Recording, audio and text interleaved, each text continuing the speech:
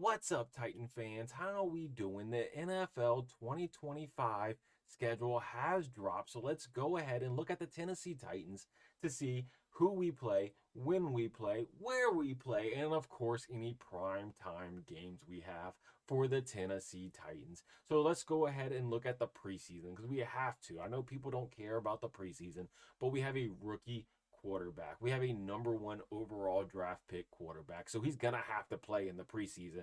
So I'm actually excited to watch these preseason games this year because I want to see how he's going to play because we have to let him play in the preseason. We can't be conservative with him and only let him play one or two drives. No, we have to let him out there and get comfortable with this team, with this NFL style of offense, with this modernized offense, Callahan, that way for week one, he's out there ready to go, to command the huddle, to be that leader on this offense. So starting out, we got the Tampa Bay Buccaneers. It's an away game week one against Tampa. They have a pretty good defense, but we'll see if they even have many of their starters out there. They're probably not going to risk many of their veterans out there. But when we're playing week one preseason, if we have Cam Ward out there, we need our starters. I mean, especially our O line because they still have to learn to mesh with one another, right? To work as a team. They're not one that's been a lot of players turnover from or come back from last year. No, we had turnover throughout the offseason. Then we got Atlanta Falcons week two. It's another away game in Atlanta. I'm going to this game. All right, I live close to Atlanta. I'm gonna be here anytime we do versus Atlanta in Atlanta. I'm going to the game. I'm there repping the Tennessee Titans. Even though the stadium's gonna be, not really filled because it's a preseason game. But even if it was filled with Falcons fans, I'm gonna be there in Atlanta. Then we close out the preseason against the Vikings. Right, it's a Friday night game, 7 p.m. Maybe it's a primetime game. I'm not sure how many teams are going to be playing Friday at 7 o'clock on a preseason. I haven't really looked at the other team's schedule, but we got the Minnesota Vikings, so we do have a night game to close out the preseason. Then starting the regular season, look at this. What a tough way to start the regular season. We're traveling all the way to the West Coast to Denver. We got the altitude against us. We're going to have the jet lag. It's going to be an away game for a rookie quarterback. So we'll see how this game turns out, but we definitely have to win this game. We got to get Cam Ward a dub right off the bat. We did it when we have to, right? Then we got to verse the Rams, the LA Rams in Nashville at noon. So we will finally have our first home game of the season. We get to see Cam Ward in that Titan blue. Remember, we're rocking the baby blue uniforms this season. So we get to see him in that for LA. Then we got the Colts, first division game of the season, another noon game right here against the Indianapolis Colts, against Anthony Richardson. By God, I hope this man plays because we all know he's a horrible QB. 50% completion rate last season or whatever it was. Hey, he's terrible. I want Anthony Richardson on the field unless, I know sometimes we struggle against scrambling quarterbacks. If he uses legs a lot, we might be in trouble, but I have zero fear against his arm. Then we got to go against the Houston Texans with, let's just say against the best quarterback in the AFC South. We got to verse CJ Stroud, but it's going to be in Houston. It's an away game at noon. Then we got the Cardinals, a 3 o'clock game on a Sunday in Arizona. So we're traveling once again over there near the West Coast. Then then against the Las Vegas Raiders, once again over there. It's an away game, 3 o'clock game.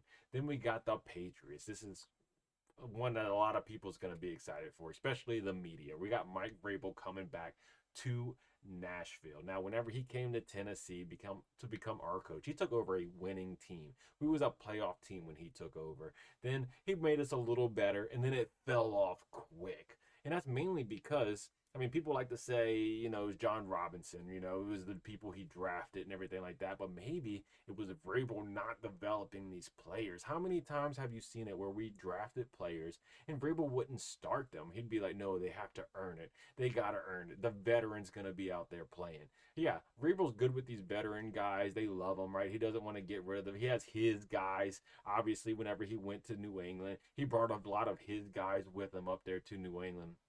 So, he doesn't develop these rookie players. He has his guys. He has something against rookies, and he just doesn't develop players. So, yeah, if he took over New England Patriots and they already had a good roster, yeah, he might be good with them. But once they start drafting players and they need them to develop, no, Vrabel's not that guy. But we'll go ahead and get this revenge game either way, for us on week 7. Week 8, we got to close out the Colts. Week 8, right? We're not even halfway done with the season, and we're already done with the Colts. 2 games already, and it's going to be in Indy. Then we got to versus the Chargers. They're traveling all the way over here to Nashville. Got to play them 12 o'clock game once again on a Sunday.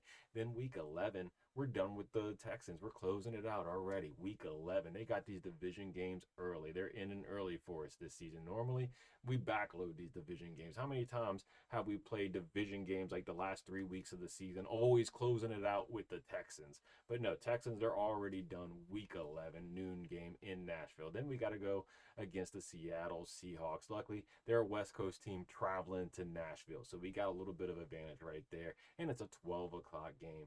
Then we finally get to verse the Jacksonville Jaguars with Sunshine in Nashville at 12 o'clock. So we got finally a division game. It's late. I mean, we're in the last quarter of the season over here, and we're finally getting to the Jacksonville Jaguars. Then we verse the Browns at noon. And look, when we get to the Browns, I mean, who knows if they're going to have their quarterback situation under wraps, right? Because they have 5 starting quarterbacks on their roster right now. They drafted 2 in the draft. They got Kenny Pickett, who's a few years under his belt, and then they ended up with Joe Flacco, the veteran, and then they paid Deshaun Watson a ton of money, and he's not even probably gonna play. So they're all screwed up over there in Cleveland. So we'll see how that. Maybe they'll have it fixed by week 14. But so far, the media seems more focused on a 5th-round draft pick than who they drafted in the early rounds with Dillon Gabriel.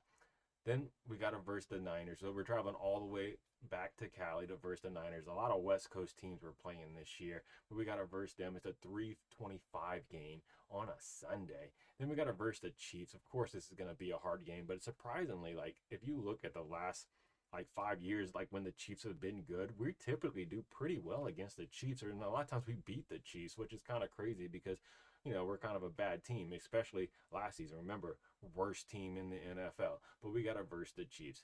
Then we got the Saints. This is going to be in Nashville, a Sunday 12 o'clock game. And we'll see how their quarterback situation handles with them, right? By the time they get there, maybe they'll have their starter solidified because remember, Derek Carr surprise retirement, right? Injury retirement. It just happened a couple weeks ago.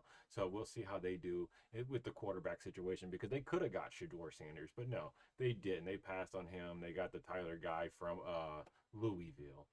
Then we close out the season against the Jacksonville Jaguars. Now, like we're closing out with a rivalry game, but the main thing here is that we have 0 primetime games. Now, this last game right here, it does say TBD, it's to be determined. So we could possibly end the season with a primetime game, depending on, how the schedule rolls around and our record. And let's say we need this win to make the playoffs and there's less exciting games because the good teams are resting their players.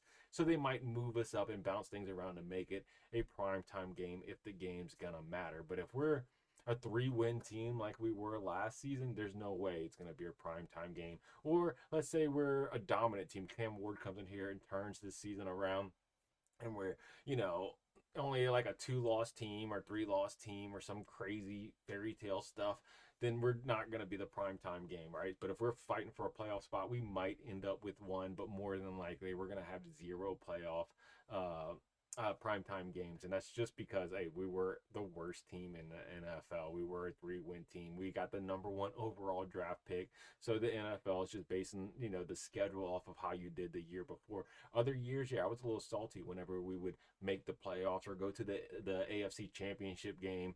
And then the season would roll around and we'd have 1 or 2 primetime games. I'm like, well, what is going on? But hey, this year, it's a little bit more deserving, I guess, to have 0 primetime games because we were horrible to watch last year. I remember watching some of those games, especially trying to do watch parties, and I'm sitting there just miserable watching the game. But trust me, I'm a Titans fan through and through, so I sit there through the misery and I watch every single snap, every single play, every single Will Levis flick of the ball. Anytime he did something crazy, dropping his shoulder when he's already injured to run a player over, I was watching it. I'm there. I'm tuned in. But not everybody does that. So I understand why we have zero primetime games. But we did draft the number one, the best quarterback in the NFL draft. And he was the number one overall player in the NFL draft. But it still wasn't enough hype for us. We still got zero primetime games. But also remember, to close out the season last year, for the last game of the season, we set records for like an all-time attendance low for the Tennessee Titans because no one was going to the games. Zero people believed in the Mayo Man, and no one even wanted to watch it. They just gave up. And we got a new stadium incoming. We got a new quarterback, so there should be some excitement. I know the stadium's a couple years out, but there should be some excitement for this team. But let me know how you feel about the schedule, and especially the zero primetime games down in the comments below. Don't forget to like and subscribe to the What's Nation. And as always, tighten up, baby.